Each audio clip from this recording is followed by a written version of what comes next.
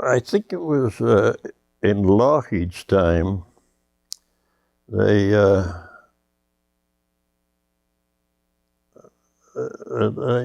just forget how it started, but it was definitely ALHI's time.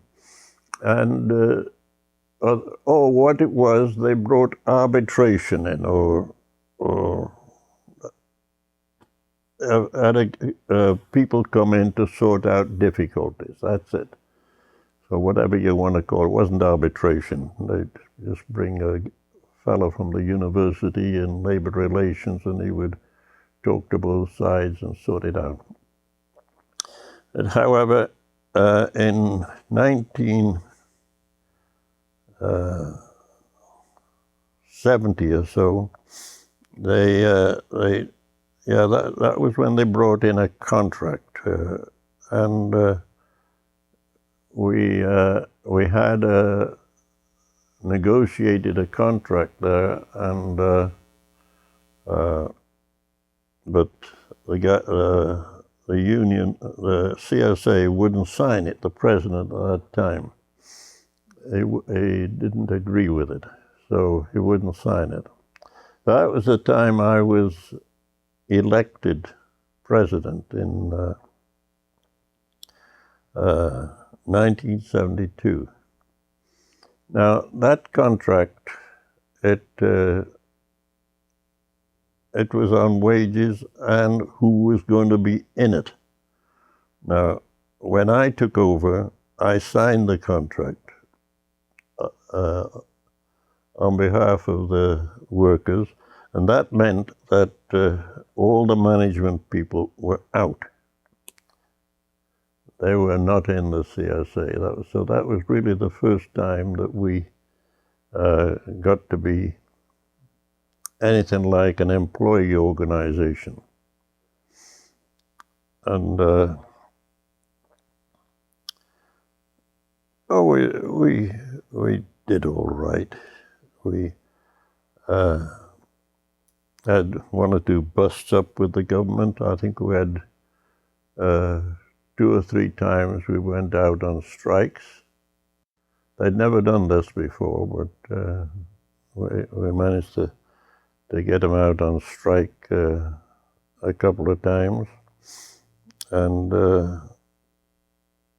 I think we did all right.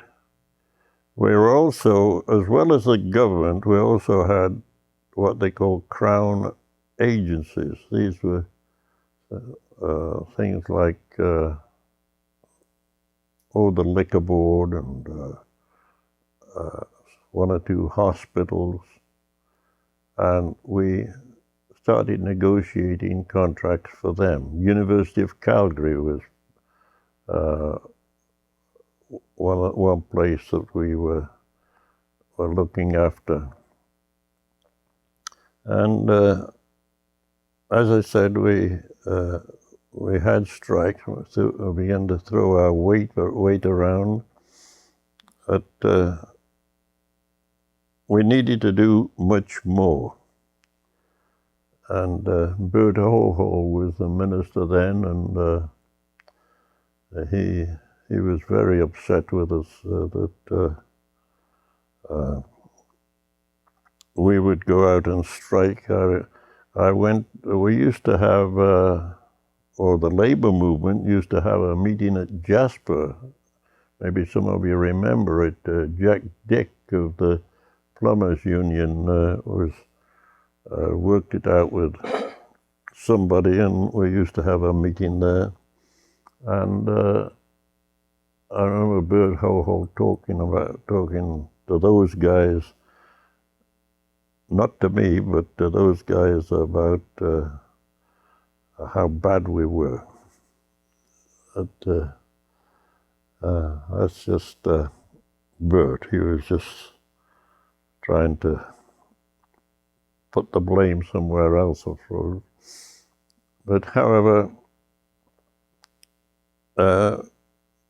we brought in Ross McBain, a lawyer from Calgary, and he did a lot of labor work. And before that, though, we brought in a fellow from the university, and to talk to him about how we should be organized to do it. I forget his name, but he worked in the labor relations area of the university. How we should be organized to be an effective organization. And he did a job for us. Although only knows where that stuff went to, what he did. But however, and by the way, there's a lot, you were talking about documents. I sent all the old documents of the Civil Service Association to the Legislative Library here. I don't know if anybody's seen them, but that's where they went to. Well, the reason people wanted something stronger, they were fed up of being some manager or petty guy just saying what was going to go on in the little department, and these little dictators, their rule, what they said, that was the law in that department, and people were pretty well fed up with it. So that's the sort of thing that we wanted, you know, so that we had some say in what went on in a department, and what could we do with these little dictators. That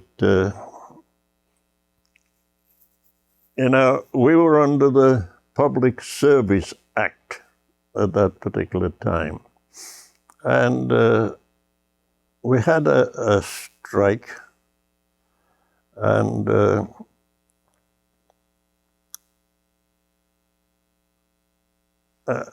we had to go to court.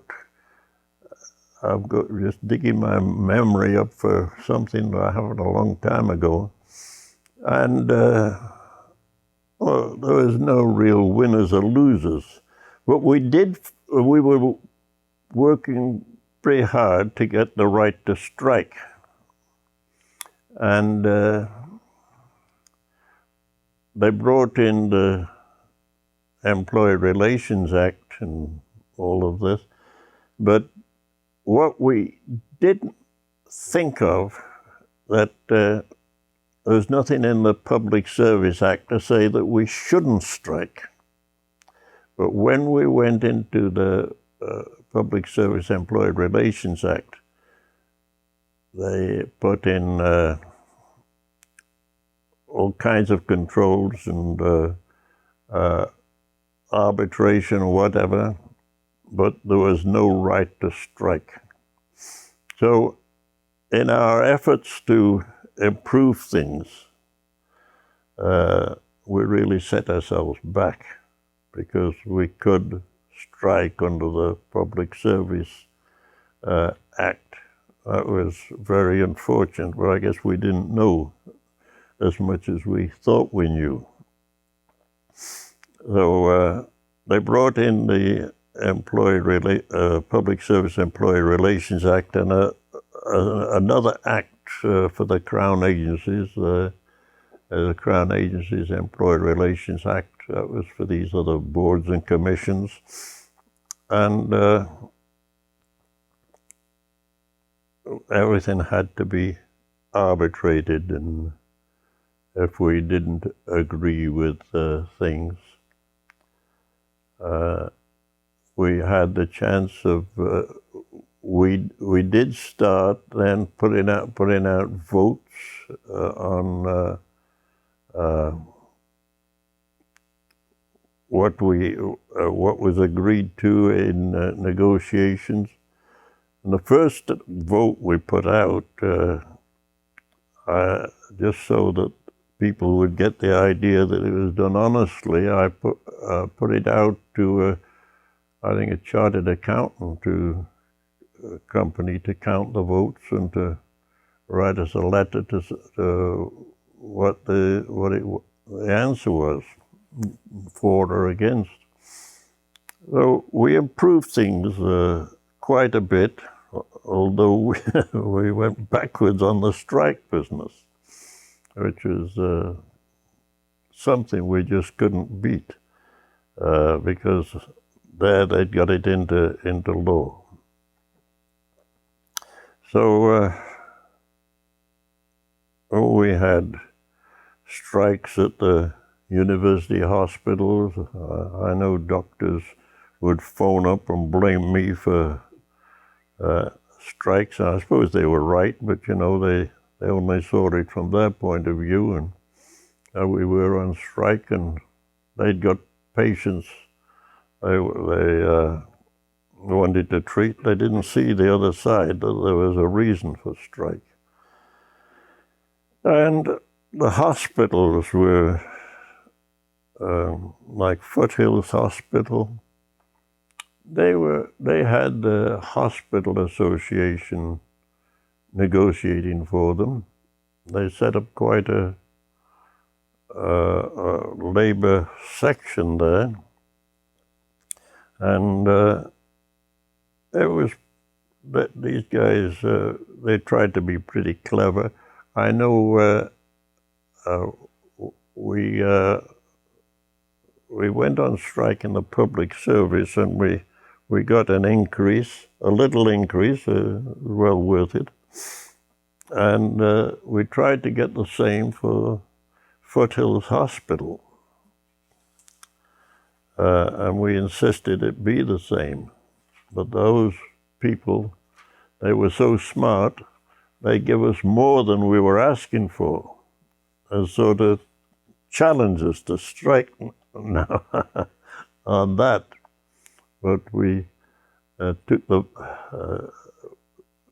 the idea that well, money was money, and we'd take it. I wouldn't complain. In a way, that was kind of amusing, the way they tried to beat us at our own game. But the Public Service Employee Relations Act, it was good for, we got a grievance procedure, and we did quite well with it. But I remember one case we came up on a short end. It was at Lethbridge. Some guy down there, a guy down there working, somebody asked him which was the best piece of equipment. And he gave a name, and the seller of that equipment played heck. You know, he went to the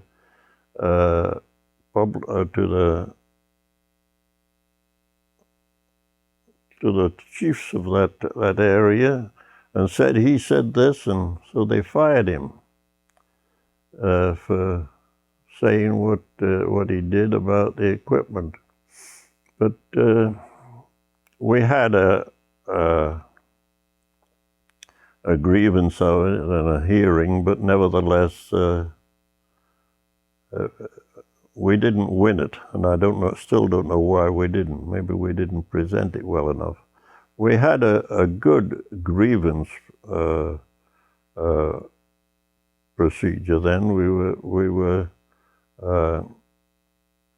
looking after people pretty well, you know, like people looking after money. If they'd been charged with taking it, we'd get a lawyer, and we'd put in court for it. We would get a lawyer to represent them in court. So it was a good thing. But I think we improved the public service then quite a bit. That is the grievance procedure and the negotiating. it went well with the divisions and that, and we set up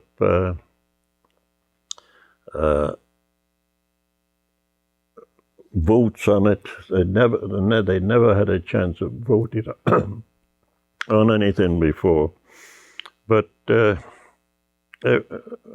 was working out pretty well.